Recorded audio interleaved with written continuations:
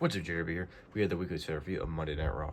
They kicked off the show with CM Punk coming out and addressing what happened at Money in the Bank with Drew McIntyre. And he said, when there's Drew McIntyre, there's consequences to your actions. And you attacked me and put me at home for a while. And I came back and returned the favor, taking away moments from you. Every time I took you out or screwed you over is because one of your actions. WrestleMania, you got in my face. So I retaliated.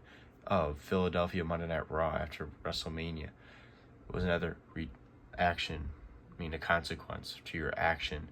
And then he said, he flew across the oceans, all the Atlantic Oceans and everything to get to Scotland because of your actions. And I screwed you over in your hometown. You messed up because of your actions.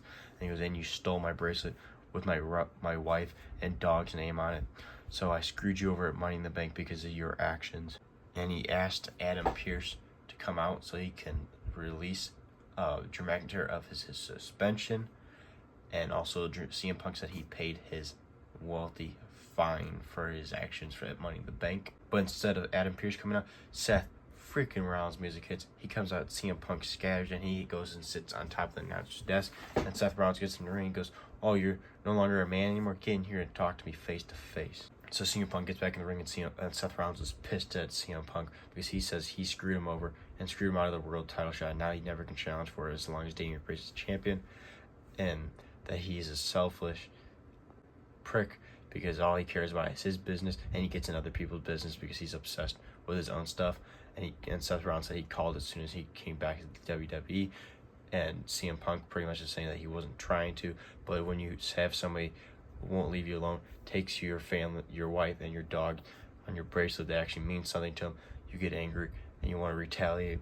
And he said he is sorry for what he did to Seth Rollins, but he goes, really, I'm not that sorry because it's you. And Seth Rollins got pissed about that, and that pretty much ended it all. But that's the CM Punk and Seth Rollins opened up the show.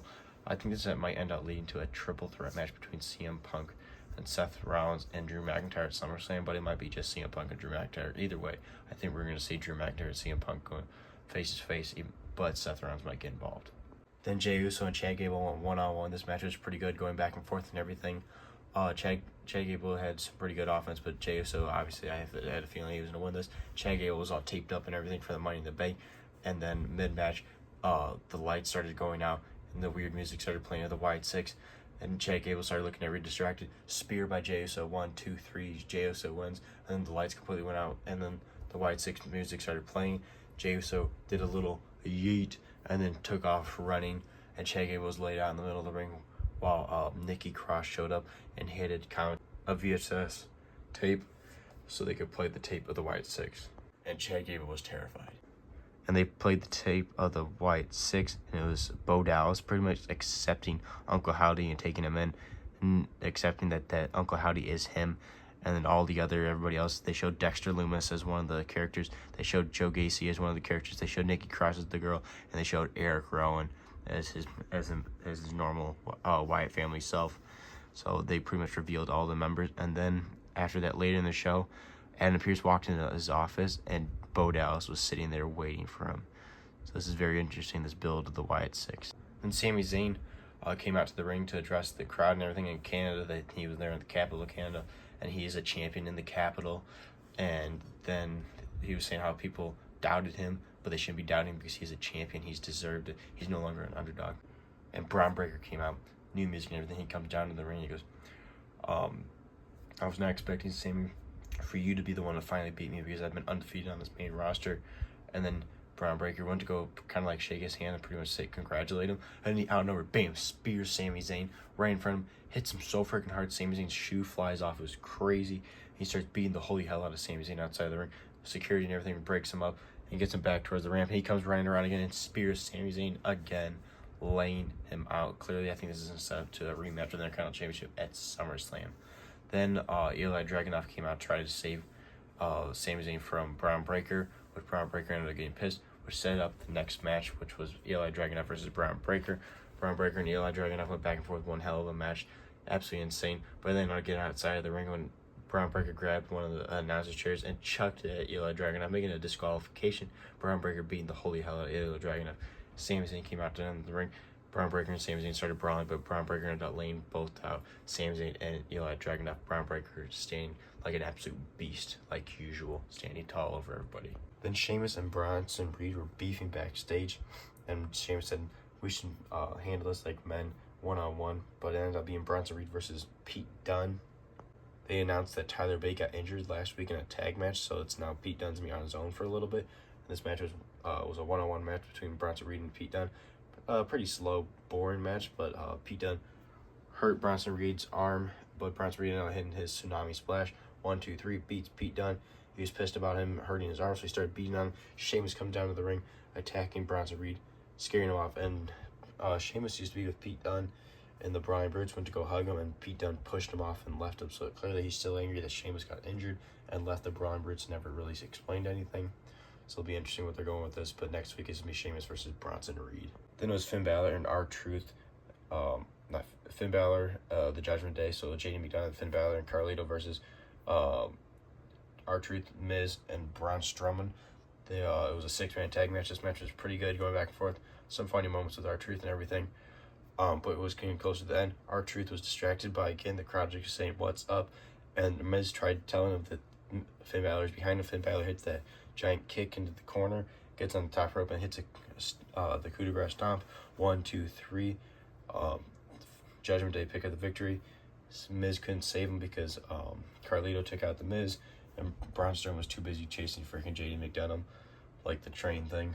So Judgment Day pick up the victory in the 6-man tag match, and then Braun Strowman ended up chasing the Judgment Day out of the arena, like usual, because I don't know why they're doing this with Braun Strowman, but that's all I've been doing. I hope they should end up doing more with Braun Strowman than just having him be this guy that chases the Judgment Day around, because I think they're kind of wasting Braun Strowman right now. That's my personal opinion, because it's starting to get a little boring if having Braun Strowman chasing the Judgment Day every single week and having a match with them. Then backstage, Liv Morgan and Dominic Mysterio were doing some interesting stuff, and the Judgment Day caught him. Finn Balor and JD McDonagh's heads poking around the corner. Carlito, shocked when he was looking at it, Damian Priest is laughing. He goes, you better figure yourself out. And then Dominic Mysterio leaves, and Finn Balor asked Damian Priest, can you tell me about the thing you were talking about earlier? Earlier backstage, Damian Priest was talking to Seth Rollins and told him that gentleman's agreement that he can throw it out the door. Once he beats Gunther, he can get a title shot because he got screwed over by CM Punk, so that Seth Rollins can actually challenge Damian Priest now. But after that, he got a phone call, and he said on the phone, where are you? And Finn Balor was asking who it was he was talking to, and Damian Priest said, I'm going to let Dominic Phil and you figure that out later. It's going to be a surprise. Then it was the main event, Dominic Mysterio and Liv Morgan going in a mixed tag match against Rey Mysterio and Zelina Vega. This match was pretty good, going back and forth. Some crazy stuff. 619, different flips. It was absolutely crazy. But it ended up being Rey Mysterio and Dominic Mysterio on the top rope fighting. And Liv Morgan threw a chair in the ring to distract the ref while she took out Rey Mysterio's leg. Rey Mysterio lands on the ropes, hitting pretty much a low blow on him. And he falls. Dominic Mysterio hits the frog splash. 1, 2, 3. Dominic Mysterio finally beats his father. He was so excited. He hugs Liv Morgan. Liv Morgan got all excited. She got jumped on top, and then he was on top of her.